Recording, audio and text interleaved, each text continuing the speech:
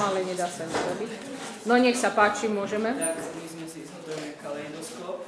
Potrebovali sme na to 3 sklá, priesvitný papier, pásku, gorálky a farebný papier. Tak najprv sme si zlepili 3 sklá do trojuholníkového tvaru. Potom sme nalepili papier. Súrodenecká spolupráca, áno. Aj priesvitný.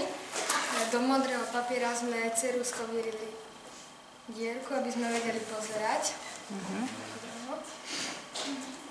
A aby sme to lepšie videli, tak si zasvietime batérkou. A cez otvor sme sunuli gorálky. A aké obrazce sa tam vytvárajú? Čo sú tam? Ja si to pozriem, len neviem, či sa to bude dať na kameru nejako. Tak my sme to do prezentácie sfotili, ale dalo sa. Hej, takže prezentáciu máme, dobre. Trojuholníky alebo také kvietky sa tam vytvárajú. No neviem, či sa bude dať pozrieť kamerou do toho, skúste.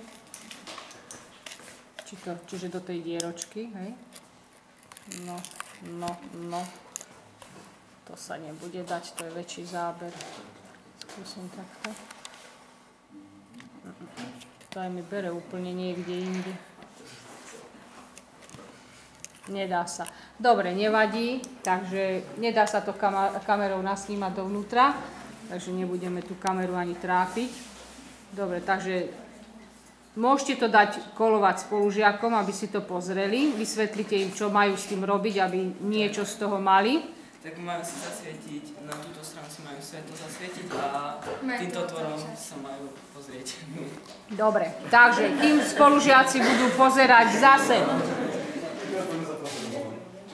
počúvajte bez komentárov nejakých, zase aký svetelný jav sme si tu demonštrovali?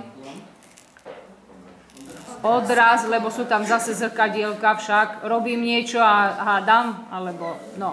Takže je to odraz zase na zrkadlách, tých zrkadielok je tam viacej, hej. Dobre. Mali ste s niečím problém pri konštrukcii toho kaleidoskopu? Nie, iba zrovna tie 3 zrkadlá sme mali. No keď sme ich rezali, no tak sme to nedali.